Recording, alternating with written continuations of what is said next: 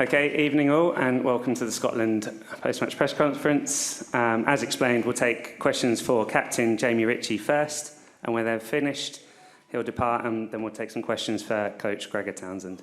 So if you could raise your hand, please, for the first question. Right here in the second row, please, microphone. Thank you. Jamie, you said before this game that you knew that you would need a huge result, huge performance to get a result. How do you sum up the performance this afternoon? A little bit mixed, I'd say. I think I'm really proud of how we fronted up physically. But our accuracy at times just wasn't there. Obviously, full credit to South Africa, they put us under a lot of pressure and we didn't execute under that pressure. A few, I suppose, frustrating as well, a few sort of silly mistakes, especially in that first half.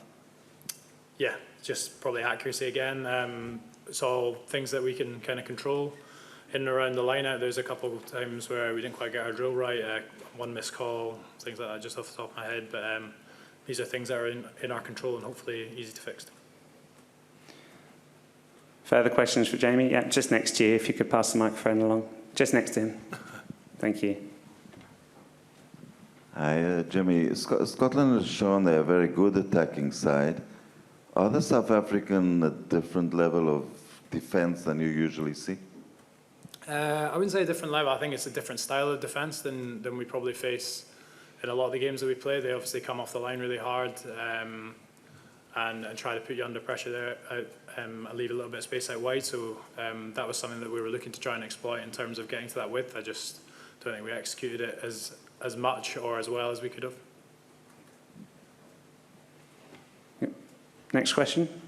Yeah, just here in the second row. Thank you. Microphone's coming. Jamie, Jan de Koning, where does he leave you as a team now? I know it's difficult because, I mean, it's a hell of a group to be in. Where does it leave you as a team? It's a tough question. I don't really know what you mean. In terms of, as a group, we're still very much feel that we've got a lot to play for in this group.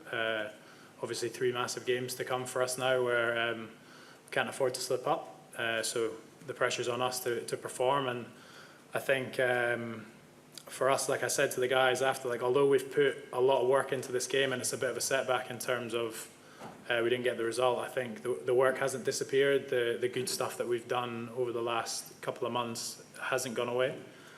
So we get back to our process and yeah, we're looking to hit the ground running in a couple of weeks' time.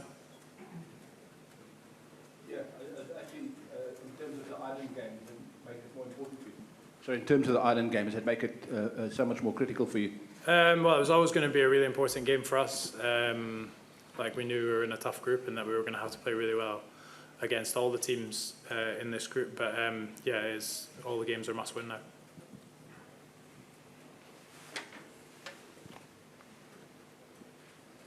Jamie, is the 2-week break now a sort of blessing, give you a chance to kind of regroup and work, or is it a bit of a pain, you just want to get back out there as soon as?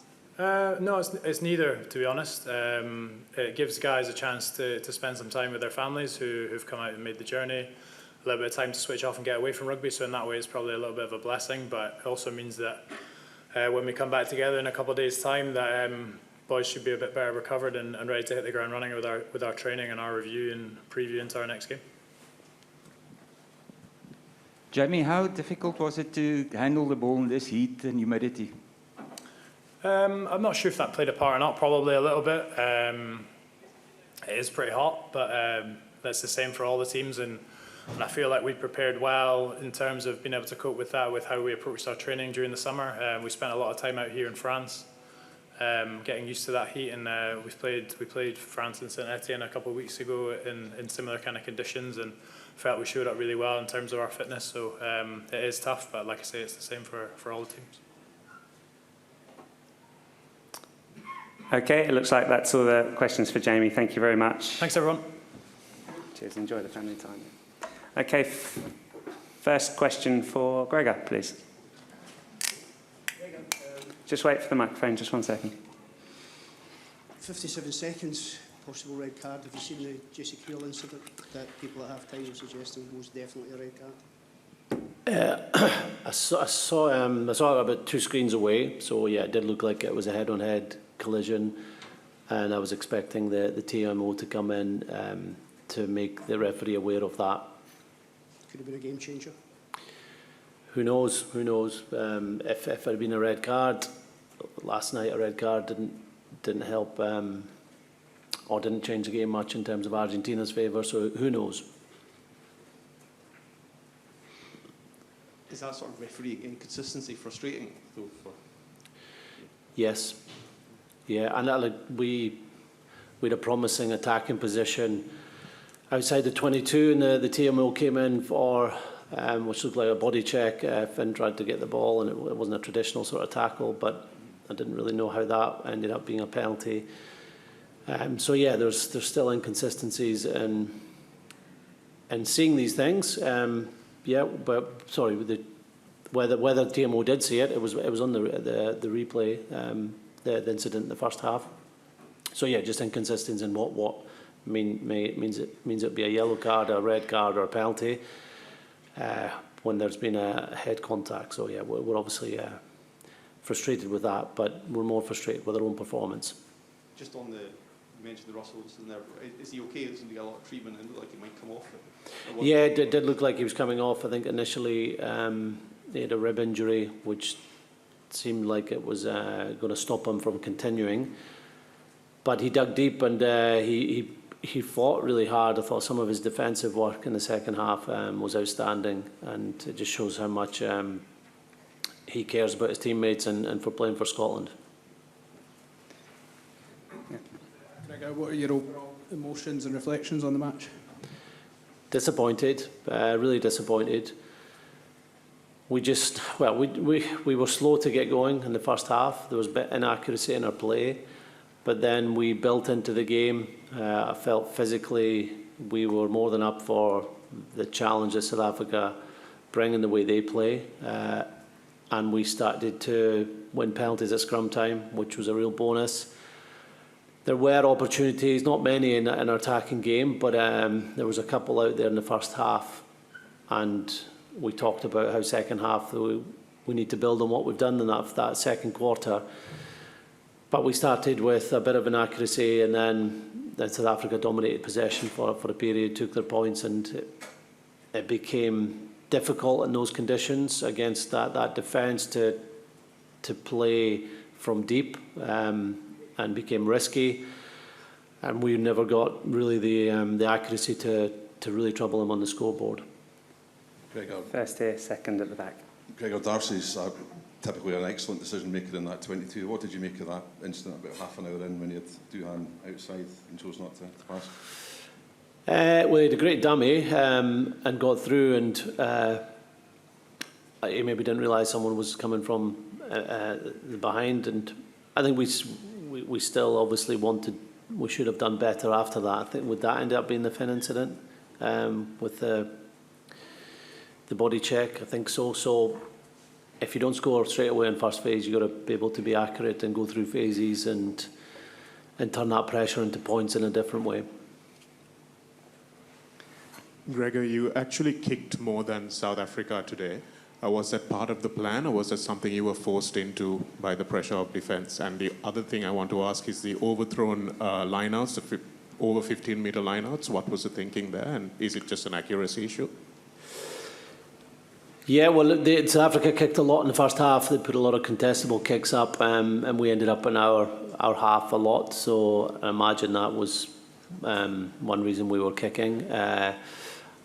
We didn't get enough attack in the opposition half, but the plan is always to transfer pressure at times through a kicking game, through winning better ball back through your kicking game, but also attacking space through your passing game. But that space wasn't there enough in the second half.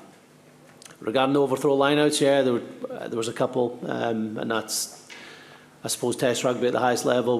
We're looking to win the ball at the tail of the line out, and matter of millimetres. I think one does hit the hands, another one goes over the top, and it means we don't get a chance to go through attacking phases and put pressure on the defence, and we know we'll have to be better there. it's not about the match, but what do you think of the anthem and children choir? I loved. Think about.